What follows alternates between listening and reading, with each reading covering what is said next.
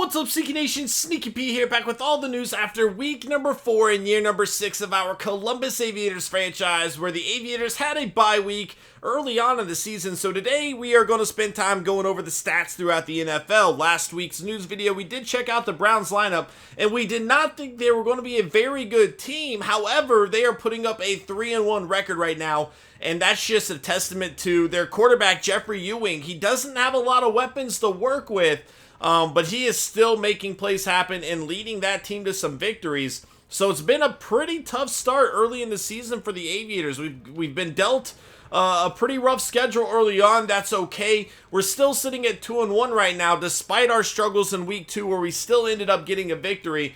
Week 3 just did not go our way. Granted, we are playing one of the best teams in the NFL, in the Chicago Bears, but we've got to be better. You know, if we want to defend this Super Bowl title again, we're going to have to step up our game and look more like the Super Bowl winning team that we are.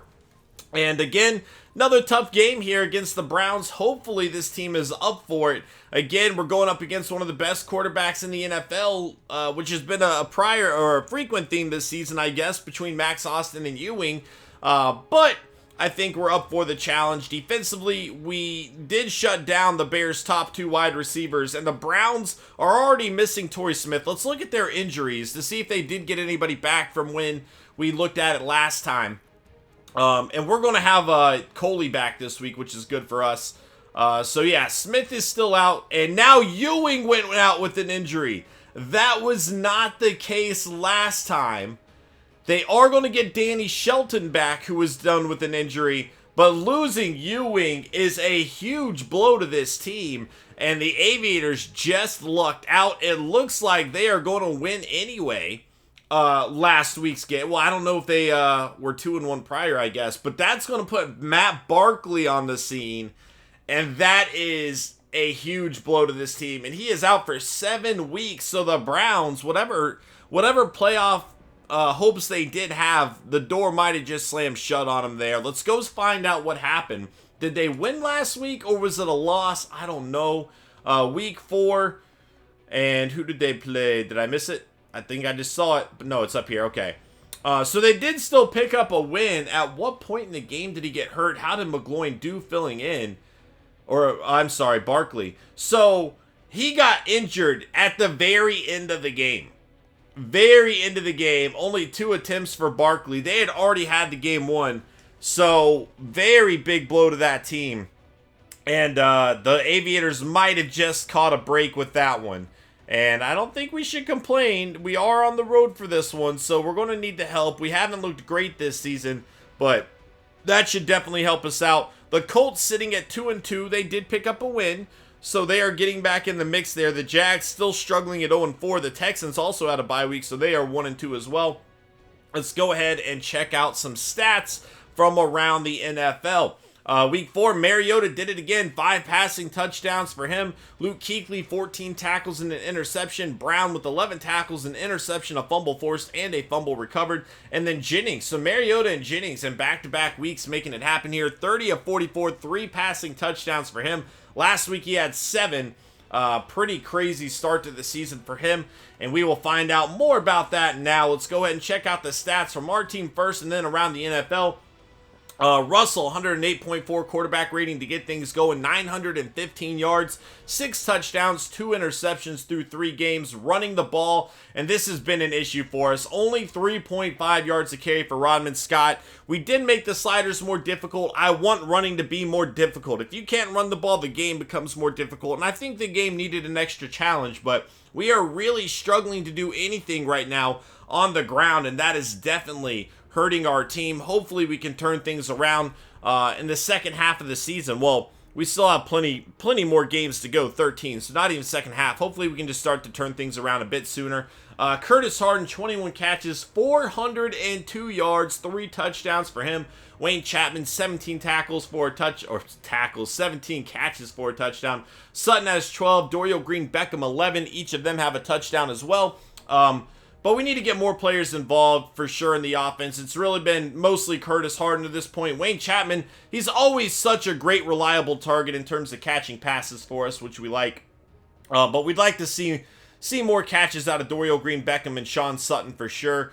Defensively, Culver leading the way. Again, the assisted tackles just kind of glitched in this, man. But he's leading the way in tackles for us. Sacks, we got 2.5 for Morgan, 2 for Jazeer, 2 for Casey, 1 for Malik Kale, 1 for the rookie Omari Gordon. That's actually 2 half sacks added together. And then Maurice Culver with the half a sack as well. Interceptions, 2 for Tyrone Stevens, 1 for Trenton McKnight, 1 for Madricus Taylor, and 1 for Denard Jackson. Fumbles forced. We have 1 for Derek Morgan, 1 for Maurice Culver. Fumbles recovered, Shazier and Reyes. That both happened in the last game. I don't believe we have a defensive touchdown. I know we don't have a safety yet.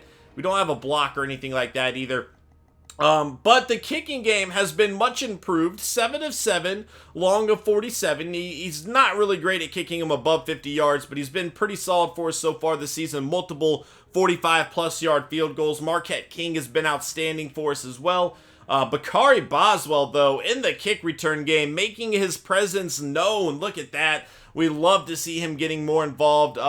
Unfortunately, he's fallen out of the receiving rotation a bit, and it's really to no fault of his own. We really liked what Perryman was bringing to the table, but Bakari Boswell really doing a great job on special teams, still getting it done for this team, finding ways to contribute, even winning us our Week 2 game. So let's check out the stats throughout the NFL now. Yards, who is leading the way, and that's going to be Max Austin. We know how good he is, and he's continuing to make plays. Russell Wilson, Jordan Fernandez, no longer on the Patriots, has left to the Rams here, and doing a pretty good job with them. Brody Jennings doing a good job, as we have seen. Nate Keller. Was Fernandez on the Patriots? I think Fernandez, he was on the Patriots behind Nate Keller is what it was. So no longer in a backup role. He's getting his chance to start, and he is looking good while doing so. Andrew Luck, 9 touchdowns, 8 interceptions on the season, making a lot of mistakes there. Bridgewater, Reed Harrison out of Oklahoma, Artie Bell. There's Mariota. I'm wondering where Ewing is. So Ewing, way down here, not getting a whole lot in the yards department, but 13 touchdowns, only 2 interceptions. And that's about as good as you can get efficiency-wise. In fact, it's tied with Brody Jennings for tops in the league in that regard. Doesn't have the yards that Jennings does, but still making it happen with his touchdowns. And that's even more impressive with the receiving core that he has. Of course, he's out for 7 weeks. That's a big blow to the Browns team, and they are going to have to find a way to adjust without him. Jamal Charles still continues to be one of the best running backs in the NFL. 465 yards for him. McCoy, 415. Le'Veon Bell, 405. Average of yards per carry, it's only on 3 carries, and really coming off of 1 big carry that he had of 29 yards. So without that 29-yarder, he's sitting at 2 carries for 3 yards. But who's counting? Kerry Patrick, look at that. 3 rushing touchdowns for the Jags. I did not realize he signed there. And that is probably part of the reason why they are 0-3. He's not bad running the ball. What's he doing passing the ball? We have to find out. Let's go look for him here. I did not realize he was over there. The former Aviator finding another team to play for within the division. Interesting to see that take place. And here he is, not doing a good job. 3 touchdowns, 5 interceptions. One of the worst quarterback ratings for a starter that we see here. So they're going for that first overall pick, which really could come back to haunt us if there's a star quarterback within the draft right now. Interesting to see him there, though. Rushing touchdowns. Taliaferro with 6. I don't know if I said that right. I apologize if I didn't. Lance Dunbar with 5. DeMarco Murray with 5. Le'Veon Bell, 4. Amir Abdullah with 4. And DeMarcus Norwood with 4. The second-year pro out of Florida State getting it done there. Rodman Scott on that list with 3. In terms of catches, 37 for Curse, Amari Cooper with 36, 31 for Mike Evans, Jaquante Rhodes with 29, and Larry Donnell with 28. A few other players with 28. Calvin Johnson still making it happen in this franchise here, playing for the Cardinals now, interesting enough.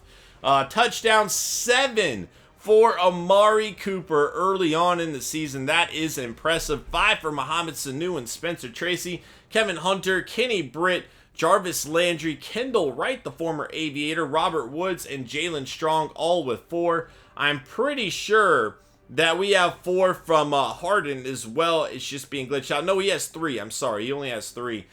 There's Andrew Jordan out of Hawaii. Interesting to see that. But Amari Cooper making it happen right now. Blocking, there you go, some stats there. Defense, here we go. And Brady Thomas, the rookie. Is it Brady or Brady? What do y'all think? That's a weird way to spell Brady, but Brady sounds better, I guess. I don't know. Out of Alabama, leading the NFL in tackles with 49 with Perry Riley Jr. Sacks, what do we have? 4 for Khalil Mack, the sack attack. Robert Quinn with 4. 3.5 for Von Miller and Fletcher Cox. 3 for Deron Scott, Jamie Collins, Eric Sullivan, and Sergio Mason. Interceptions leading the way here. We have 4 already for Sean Godfrey through 4 weeks. Unbelievable for the second-year pro out of Alabama. Harry the Hitman with 3 interceptions. Brandon Flowers with 3. Going to go down the list there. Stanley Cunningham. We did scout him quite a bit. And he is still making it happen there for the Bengals. Avion Atkins on this list as well. CJ Cole. A bunch of players there with 2.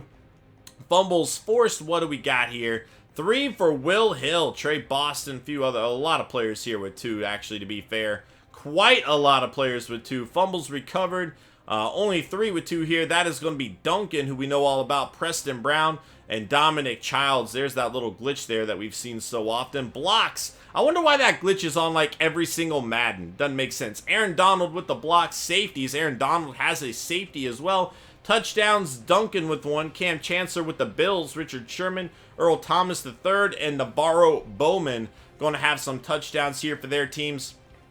Moving along, we got kicking, and Jordan Gray 9-9, Zerline 9-9. A bunch of players have a pretty good record at this point. Andrew Jones, the only person with a 50-yard field goal here. There are some punting stats, including Brett Kern, the former Aviator, punting the ball quite a lot there. Kick returns. We know about Bakari Boswell, and he is going to be the only person with 2 kick returns for a touchdown. There's Dwayne Gratz on that list. Interesting to see that. Julian Lucas on the list there for the Packers. Davin Carter, or Davin out of Air Force. And Jimmy Allen, a rookie out of Indiana State. Punt returns for a touchdown. Let's see if we have anything here. And DJ Cunningham going to be the only person to get a punt return for a touchdown early in the season. That is going to be it for this episode, guys. Again, if you wanted to look at the Browns lineup, be sure to check out last week's video. But again, going without Jeffrey Ewing, a huge blow to that team. Going to be interesting to see how things play out. Thank you guys so much for watching, and I will see you guys in Week 5 as the Aviators take on the Cleveland Browns. Later.